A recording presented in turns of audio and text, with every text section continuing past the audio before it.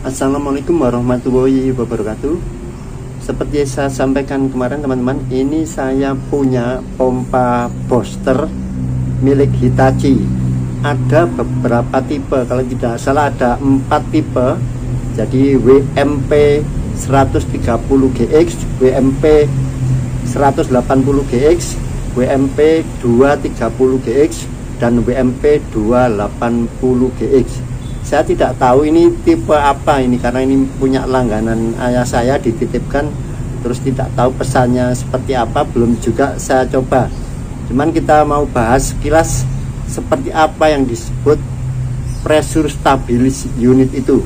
Sepertinya kalau saya lihat sepintas, prinsipnya seperti memanipulasi tekanan ke pressure switch dan drawdown ke pressure tanknya, dan juga terlihat sepertinya itu membran itu berfungsi seperti pada membran water heater gas yang tipe membran tentunya. Ini saya tidak tahu tipe apa teman-teman, dan sepertinya kalau sudah terlihat di sini sudah diganti, mungkin tidak efektif juga ya sistemnya. Jadi sudah menjadi korban ini dari pompa ini. Pressure switchnya, harusnya pressure switch punya Hitachi itu cukup kuat seperti ini. Ini ada akumulatornya atau pressure tanknya, tertulis di situ precharge-nya 0,08 MPa atau 0,8 bar. Kalau lihat dari tipenya, sepertinya ini tipe yang tertinggi nih. Kalau dari ini PWA 28GX2, mungkin untuk tipe yang itu 280. Lihat dari impellernya cukup besar, tapi nanti tahunya kita tes pakai tang ampere ya saat dicoba. Kita coba dulu lihat konstruksinya seperti apa, karena memang kuncinya di sini ini aja. Saya coba buka dulu seperti apa. Asumsi saya ini pasti lubangnya dibuat sempit-sempit ya, lubangnya kecil-kecil. Ini pentilnya, yaitu ada lubang pentilnya teman-teman, terlihat sudah diisi dengan nitrogen, disebut akumulator di sini. Dan ini saya tidak tahu ini yang untuk penggantinya apakah sesuai dengan yang aslinya, karena memang banyak ring ya untuk pressure switch ini. Tentunya kalau ringnya terlalu kecil juga akan cetak-cetak, kalau ringnya agak tinggi juga susah mati. Tetapi yang penting kita lihat prinsip kerjanya seperti apa. Ini yang sepertinya poin penting dari model ini, disebut stabil, airnya stabil. Saya buka dulu. Yang pertama pressure tanknya dulu saja, ini kita lihat.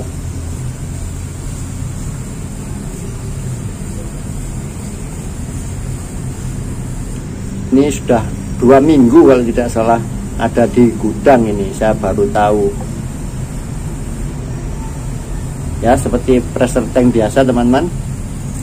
Dan kita lihat di bagian dalamnya, itu terlihat sekali teman-teman, lubangnya sangat kecil, ini sudah sesuai asumsi saya, ini lubangnya dibuat sangat kecil. Ini padahal pipanya cukup besar, tapi ini lubangnya sangat kecil sekali. Yang rentan ini teman-teman karena dari plastik semua ya, kalau sering dibongkar pasang itu aduh rawan sekali dol ini. Bisa lihat kemarin di video kiriman Mas siapa itu ya, benar teman-teman ya, ini asumsi saya kemarin, ini lubangnya dibuat kecil. Ini kuncinya sepertinya di sini. Ini ada per, ini ada membran. Coba saya ambil ya, sepertinya prinsipnya seperti prinsip kerja dari battery tergas model membran. Jadi ini justru nanti kalau ketekan dia menutup ini teman-teman, menutup lubang ini, jadi malah menutup ketika tekanan masih belum seimbang. Salah satu area tinggi dia nutup, nanti konstruksinya seperti apa, tapi prinsipnya seperti itu sepertinya. Jadi malah menyumbat ke arah pressure switch. Ini tadi posisinya seperti ini. Ya, jadi ini nanti naik ke atas rupanya menekan lubang dari pressure switch, apalagi lubangnya sudah diperkecil ini. Nanti kita bongkar seperti apa jalurnya, masuk ini seperti apa, keluarnya hubungannya dengan T ini seperti apa. Saya juga ingin tahu ini pressure switchnya ini, sepertinya kalau model ini nggak ada ringnya, nggak ada spesifikasinya, nanti ini pengaruh. Biasanya ada di dusnya itu untuk spesifikasinya pressure switch model aftermarket ini. Jadi kita nggak tahu ini model yang ring apa, untuk pompa berapa watt.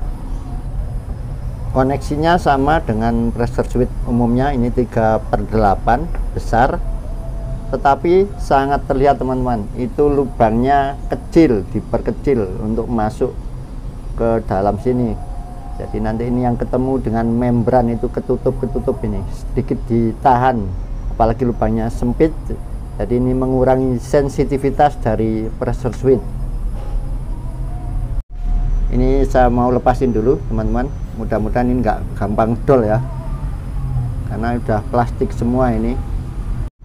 Terlihat ini sudah pernah bocor-bocor ya, ini seperti ini kalau dari plastik ya, dikencangin terlalu kencang ya dol, ini sudah rembes, ini semua banyak rembes ini. Itulah kelemahan kalau memakai plastik ya teman-teman. Maksudnya bagus ini dari produsen ini supaya tidak berkarat ya, jadi airnya bersih ya, tetapi memang rentan ya kalau apalagi ini pompa digunakan sebagai pompa pendorong. Saya hampir hafal untuk baut-bautnya Hitachi, itu biasanya memakai 13 ini ya, rata-rata Hitachi memakai 13 untuk baut-bautnya. Ini teman-teman sudah saya lepasin, ada 6 baut di sini.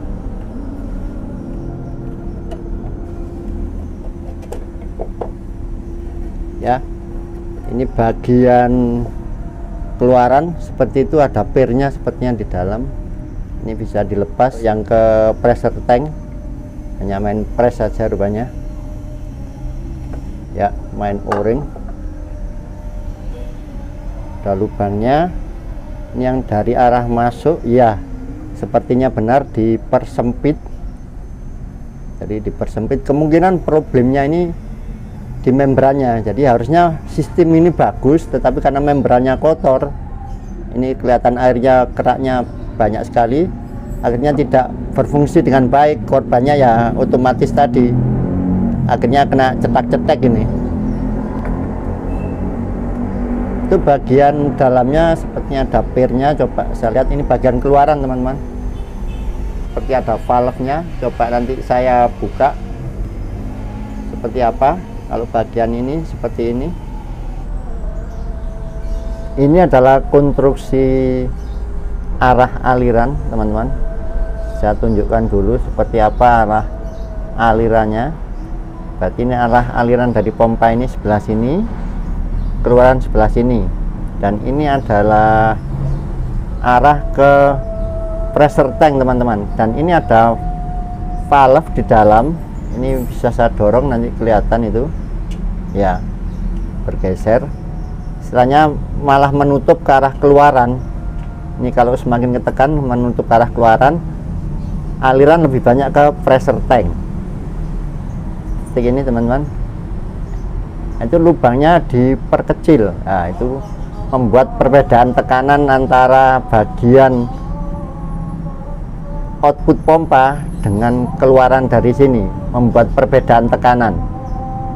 Bagian luarnya ini, yang sekelilingnya membran ini, mendapat tekanan air dari ruang sini teman-teman, dari sini.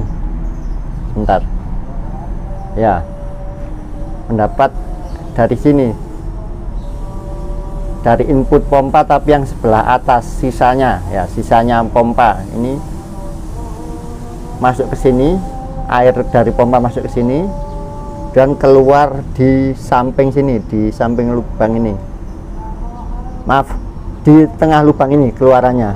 Nah, ini keluarannya di sini teman-teman, keluarannya Samping luarnya ini ada lubang kecil. Nah, ini berhubungan dengan bagian output sini, bagian output. Jadi ini ada lubang kecilnya ini yang di luar membran, Ntar saya gerak-gerakan biar kelihatan.